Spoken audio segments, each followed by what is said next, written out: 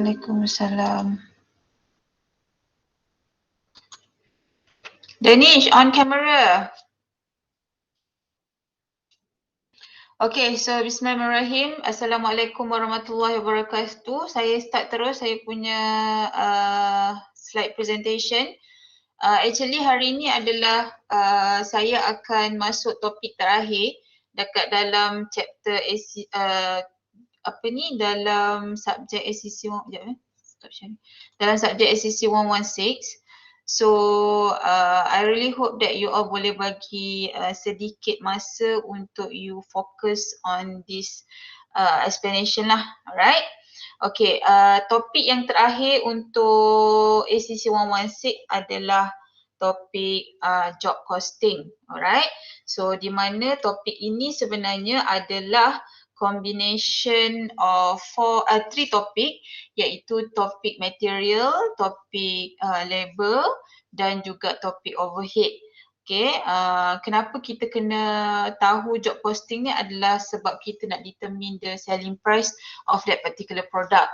Kalau sebelum ni kita belajar how to determine the material, apa ni, di mana you need to prepare the store ledger card, then you need to calculate, you belajar macam mana nak calculate the salary ataupun the wages of the labor, okay, menggunakan product base ataupun time base. Then you go for overhead, di mana you need to prepare the overhead analysis sheet, belajar berkenaan dengan OAR, okay, calculate OAR untuk menentukan sama ada over absorb ataupun under absorb. So untuk job costing adalah you combinekan ketiga-tiga elemen tersebut untuk you menentukan harga cost of that particular product. Dan seterusnya you akan tetapkan dia punya profit untuk menentukan dia punya selling price. Okay, kalau you belajar sebelum ni dalam SCC 106, you akan terus masuk dekat dalam SOPL you tu adalah sales. Okay, so sales tu sebenarnya datang daripada job cost card ni lah. Alright, okay, kita tengok apa yang kita akan belajar dekat dalam topik ini. So yang pertama sekali saya akan explainkan berkenaan dengan definition of job costing. Okay, why we need to prepare the job cost card, alright. Then you akan belajar macam mana nak prepare the job cost card in term of apa ni, formula, dan juga saya akan tunjukkan format job cost card tu macam mana. Dan seterusnya at the end of the day you boleh tentukan ataupun you boleh calculate the selling price for that particular job ataupun for that particular product. Okay, alright, so basically as an introduction, job costing is defined as a form of specific order. Okay, bila you nak buat job order cost ni ataupun job order card ni, bila mana you ada customer special requirement. Okay, paling senang kalau saya nak bagi contoh adalah macam you sendiri student selalu buat macam jersey ke ataupun baju corporate for example untuk you punya club, adminers club macam tu kan. So you akan ada sort of special requirement to the supplier. Okay, so bila ada special requirement to the supplier, so supplier ni need to prepare the job cost card according to you punya requirement. Okay, so contohnya kalau you punya baju corporate tu you nak colour apa, size apa kan, XL berapa bilangan, M berapa bilangan, S berapa bilangan. Lepas tu you nak letak logo club, you nak letak logo UiTM for example, lepas tu you nak letak nama you kan. So ada special requirement, bukan yang dah sedia ada. Okay, so dan order yang dibuat itu perlu disiapkan dalam masa yang singkat. Okay, contoh kalau you nak buat program for example dalam masa 2-3 minggu lagi. So you akan inform kepada supplier tersebut, okay, saya nak order ni dalam masa 2-3 minggu lagi. So apa yang supplier tu perlu buat adalah they need to prepare sort of job cost card untuk dia determine what are the selling price for that particular special order tu. Okay, and the job is usually carried out within a factory. Okay, and its operation continuously identifiable unit. Alright, so for example making a coach, jaket, kostum, furniture pun boleh juga. Kadang-kadang kalau macam contohlah kita ada office kan, so kita nak buat custom made furniture yang akan meet ataupun yang akan fix dengan kita punya design office tersebut. So kita request dengan supplier untuk buat custom made furniture untuk kita punya office. So the keyword is there is the special order ataupun special requirement, then you have to prepare the job costing card untuk you tentukan the selling price. Okay? Boleh faham? Boleh ke? Faham, Madam. Okay, good. Then why we need to prepare the job cost card ataupun batch costing ni? Okay, sebab kita boleh inform daripada job costing card ni, kita boleh inform manager stage of work in progress for that particular job. Okay, contohlah apa yang dimaksudkan dengan job ataupun batch ni, macam apa ni, macam baju corporate tadi kan. Baju corporate tadi ada baju corporate yang colour dia warna ni. So itu adalah job yang pertama. Colour baju corporate yang warna lain pula, itu job yang kedua. So bila you masuk satu-satu factory, contohnya fabric factory ataupun kalau you apa ni, contohlah you pergi SM uniform dekat Iraup tu kan. So dia akan ambil order you based on a special requirement. So order yang pertama itu dia panggil sebagai job yang pertama. So job yang pertama ni nak colour apa, nak size apa, nak logo macam mana, nak design macam mana. So job yang pertama. Job yang kedua, colour apa, size apa, XL berapa, bla bla bla bla. Job yang ketiga dan seterusnya. So bila dia buat job costing card, dia akan nampak the work in progress for that particular job yang telah di order tersebut. Kalau kita tak prepare the job costing card, kita tak akan nampak the whole process. So kita tak tahu berapakah sebenarnya material untuk job yang pertama, berapakah material untuk job yang kedua. So bila kita prepare the job cost card, kita tahu exactly berapa sebenarnya. Okay, material fabric untuk job yang pertama mungkin 30 meter. Okay, itu direct material dia. Job yang kedua 15 meter. So nampak tak benda tu berbeza-beza dari segi elemen dia ataupun dari segi costing dia. Okay. And of course kita boleh determine the profit to be charged to the statement of comprehensive income. Okay, bila mana kita dah tahu the cost of the product, okay, cost dah tahu. Contoh kalau macam baju corporate tadi, cost yang kita nak buat dah termasuk material, masuk labor dan juga direct expenses adalah RM30.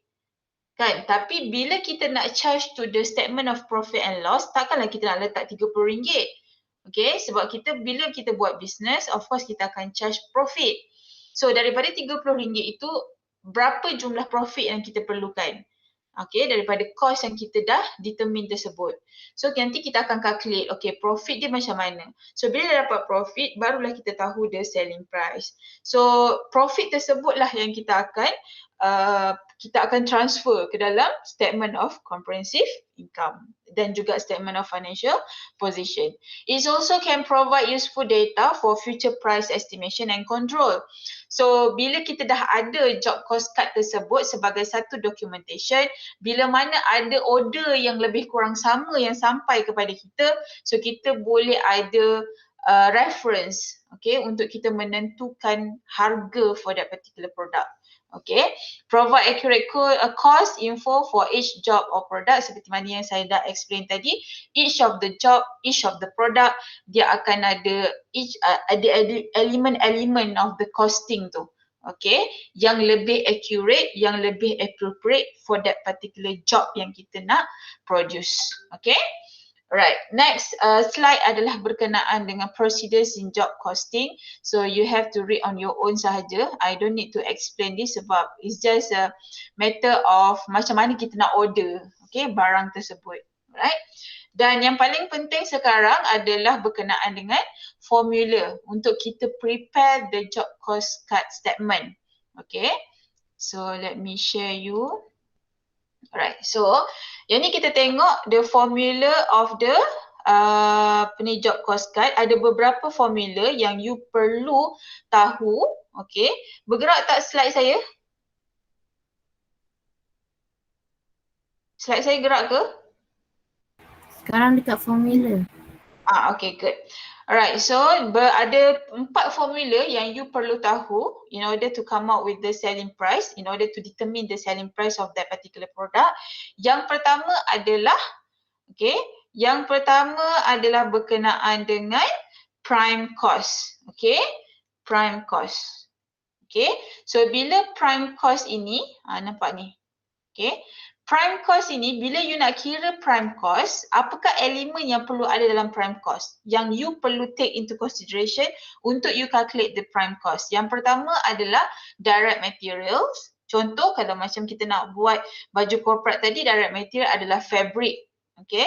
Yang kedua adalah direct labor. Okay. Yang kedua adalah direct labor. Contoh kalau macam you nak buat baju corporate tadi adalah tailor tu sendiri. Okay. Dan seterusnya adalah direct expenses ni if any. Kadang-kadang ada some of the production yang tak memerlukan direct expenses.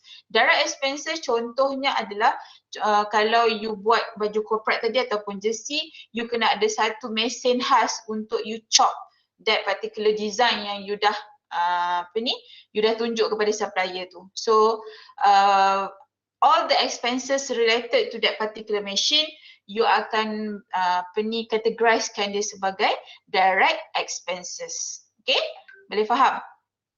Boleh Okay, so kalau kita tengok dekat sini, direct material, direct labor, direct expenses, katakanlah semua ni adalah RM30. So you tambahkan semua tu, jadikan prime cost sebanyak RM30. So lepas you dapat prime cost, you need to calculate the production cost. Okay, so dalam production cost akan ada elemen of direct cost dan juga manufacturing overhead. Overhead yang berkaitan dengan factory sahaja. Macam sebelum you belajar sebelum ni, dalam overhead kita ada beberapa jenis overhead.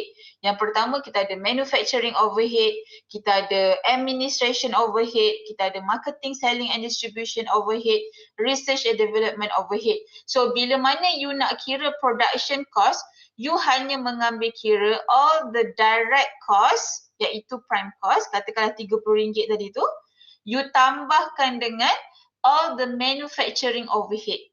Boleh bagi saya contoh manufacturing overhead, anyone?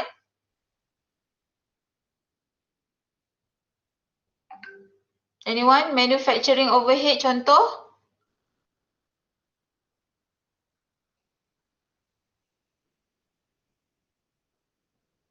Halo? Ada orang tak?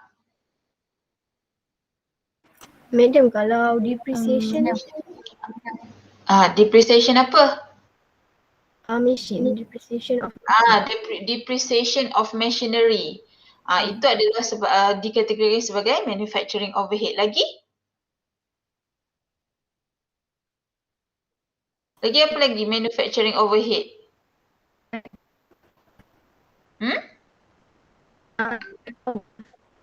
Apa dia? Sorry saya tak dengar. light power. Light power, tapi light power yang dekat factory lah. Okay, so lighting power yang dekat factory, electricity yang dekat factory. Kalau electricity yang dekat office, dia tak akan dikira sebagai manufacturing overhead. Okay, sama juga kalau dengan rent and rates. Factory rent and rates dikira sebagai manufacturing overhead. Okay, supervisor salary, okay, manufacturing overhead. Okay, sebab supervisor tu berada dekat dalam factory. Lagi apa lagi? Operator macam tu. Kalau cleaner, kita tak kira sebagai manufacturing. Okay, kita kira sebagai office. Kalau depreciation of office equipment, tak dikira sebagai manufacturing sebab dia adalah administration cost. So you need to differentiatekan antara production overhead, administration, marketing dan juga research. Sebab soalan dia tak akan categorizekan untuk you. You have to determine by your own. Okay. So katakanlah manufacturing overhead total semua adalah RM15. So you akan dapat production cost sebanyak RM45. So ini adalah cost of production. Okay. So bila you dah dapat cost of production dia RM45, Sekarang you boleh dapatkan the total cost of the product. So yang RM45 tadi tu tambahkan dengan non-manufacturing overhead. Non-manufacturing overhead adalah macam administration, lagi apa tu, research and distribution, research and development, lepas tu selling, okay, marketing, semua tu adalah non-manufacturing overhead. Okay, macam depreciation of office equipment, R&D punya cost, transportation, advertising, salaries, sales commission, itu semua adalah non-manufacturing overhead. Okay, so katakanlah semua non-manufacturing overhead itu adalah tambahkan dengan RM10 lah for example. So total cost yang you dapat adalah sebanyak RM55. Okay. So inilah cost untuk produk tu. Okay. So kita dah tahu dah cost. Okay. Maksudnya dekat dalam cost ni akan ada elemen-elemen direct material dengan direct cost dan juga indirect cost. Okay. Dalam total cost mesti kena ada dua elemen, indirect cost dengan direct cost. Okay. So bila dah dapat total cost baru kita boleh determine the selling price. Okay. Yang mana formula untuk selling price adalah total cost tambahkan dengan profit. So total cost adalah RM55 tambahkan dengan profit ni berapa. So how to find a profit? So next slide saya akan tunjukkan macam mana kita nak cari profit. Okay. Right. So sebelum saya pergi kepada calculation of profit, kita tengok this is the format of job cost card. Okay. Sama je sebenarnya. Yang pertama kita cari prime cost.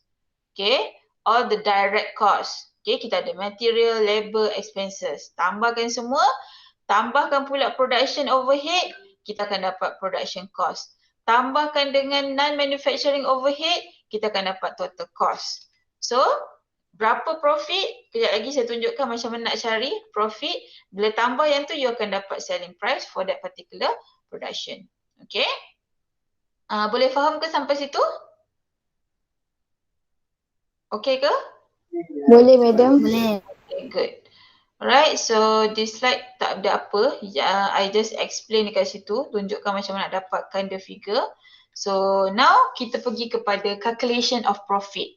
Tadi kan saya bagi tahu untuk kita menentukan selling price mesti kena cost tambahkan dengan profit. So mana nak dapat profit ni? Caranya adalah sama ada you menggunakan margin ataupun you gunakan markup base. Okay, ada dua cara. Okay, so macam mana madam nak tahu sama ada profit tu guna markup ataupun guna margin?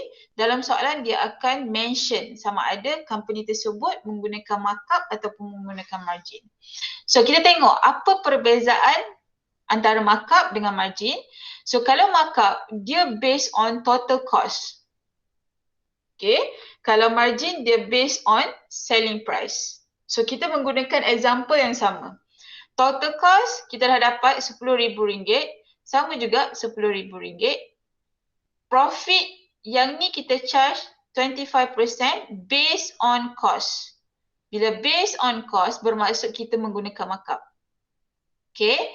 25% tapi kita menggunakan margin. Nampak kat situ. Ada dia punya keywords dia.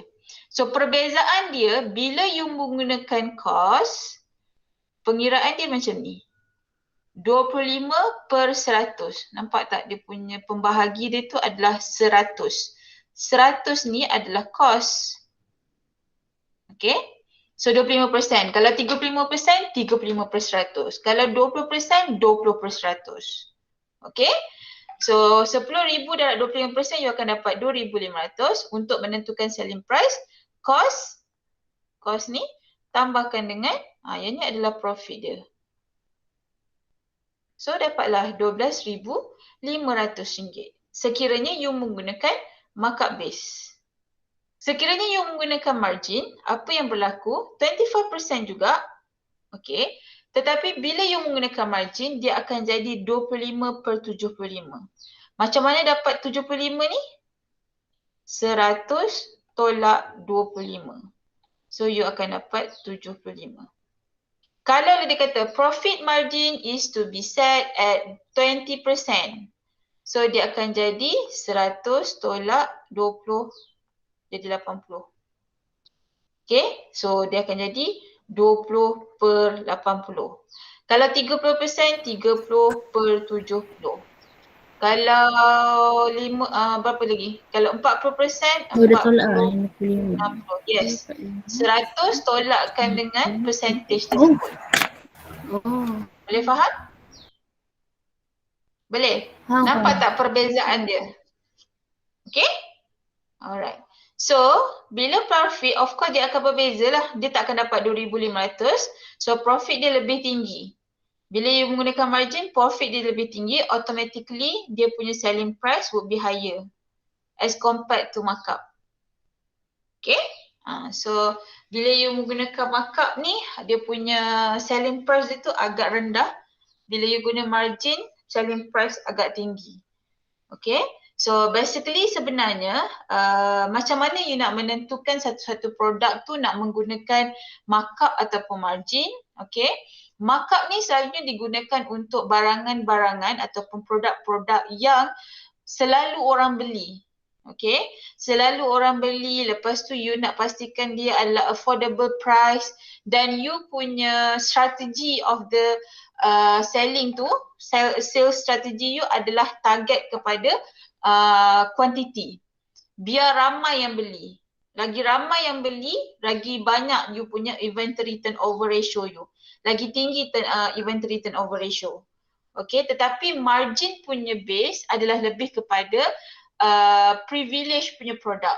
Produk yang macam jarang orang beli. Okay, saya boleh bagi contoh macam markup, barang-barang di kedai runcit selalunya dia akan menggunakan markup. Okay, macam barang-barang di TF Value Mart. Okay, dia akan menggunakan markup sebab orang hari-hari akan beli dan orang akan beli dalam bentuk bundle. Macam contoh sayur-sayuran, lepas tu groceries, lepas tu barang-barang basah kan. Okay, macam ayam, daging semua tu dia akan menggunakan markup base. Sebab harga yang agak rendah, okay, kalau kita letak harga yang tinggi nanti orang tak beli. So bila orang tak beli, barang akan rosak. Bila barang akan rosak nanti segala kerugian tu akan di-bear oleh company. So kita tak nak itu berlaku. Tetapi margin you comparekan dengan TF Value Mart dengan harga yang dekat 7-Eleven. So harga dia akan berbeza walaupun contoh you beli makanan coklat dekat TF Value berbandingkan harga dengan you beli coklat dekat 7-Eleven. Kenapa 7-Eleven dia menggunakan margin? Sebab dia adalah privilege, dia franchise. Okay, overhead cost untuk 7E adalah lebih tinggi sebab dia buka 24 jam. Lepas tu 7E ni sort of macam sebenarnya purpose dia buat 7E ni adalah untuk emergency punya pembelian. Okay, kalau macam contoh tiba-tiba tengah malam kita nak something, kita beli kan. Dan orang jarang pergi 7E beli bundle. Kan, beli banyak-banyak tak. Dia akan beli satu air. Lepas tu groceries pun beli sikit-sikit. Dia tak beli yang banyak-banyak. So dia not for, dia bukan go for quantity. Okay, dia go for the price itself. Okay. Biarlah price tu tinggi pun sebab orang jarang beli. Okay, bila orang jarang beli, biarlah price tu tinggi tapi profit tu dah dapat. Okay, faham tak maksud saya? Macam contoh yang lain adalah contoh barang-barang elektrik, macam peti ais, apa lagi? TV, dia lebih menggunakan margin lah sebab kita jarang beli, bukannya hari-hari kita beli barang-barang elektrik, okay? So that's why dia punya harga tu lebih tinggi. Okay, berbanding dengan markup. Okay, any question? Any question? No, madam. Okay, so kalau tak ada soalan, itulah saja sebenarnya untuk chapter 5 for job cost guide. Okay, so basically apa yang I dah explain dekat you adalah definition of job cost guide. Lepas tu why we need to prepare the job cost guide. Then what is the format of job cost guide yang mana dia akan combinekan the three element iaitu material, labor dan juga overhead untuk you determine the selling price. But before you determine the selling price, you need to calculate the profit. So macam mana cara nak calculate the profit? Ada dua cara, iaitu markup base dan kedua adalah margin base. Okay, so you kena tahu apa perbezaan antara markup dan juga margin. Okay, so itulah saja untuk chapter job cost cut. Dan finally, we have done all the chapters dalam ACC 116 from chapter 1 until chapter 5. Okay, so for the time being, you masih lagi, I think you masih lagi menyiapkan group assignment punya task, kan? Betul tak? Yang group assignment question 2, group assignment question 1, alhamdulillah semuanya dah submit, kan? So you akan submit group assignment question 2 iaitu an interactive video menggunakan simple business activities to explain what is ABC system. Okay, so you akan submit on 30th, is it? 31st January. Okay, so ada masalah ke dengan group assignment?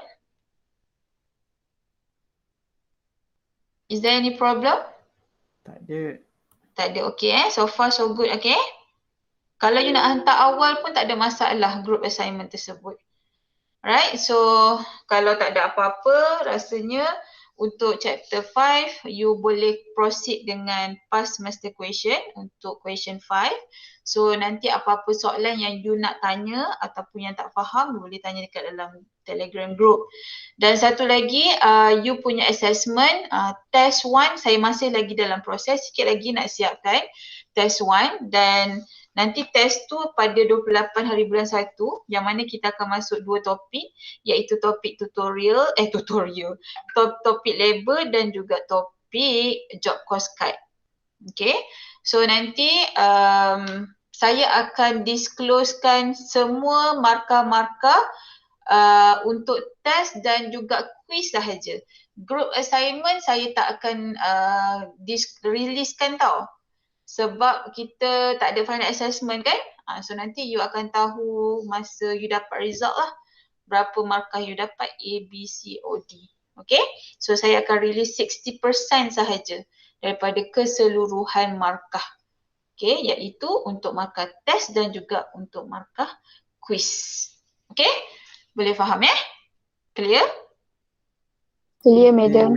Okay. Madam. Alright, so kalau tak ada apa-apa soalan, saya rasa untuk petang ni itu saja daripada saya. Nanti saya akan masukkan recorded Google Meet ni dekat dalam kelas Google Classroom. Okay? Alright, so thank you for your cooperation and participation. Thank you and Assalamualaikum. Thank you, madam. Thank you, madam. Thank you, madam. Thank you, madam.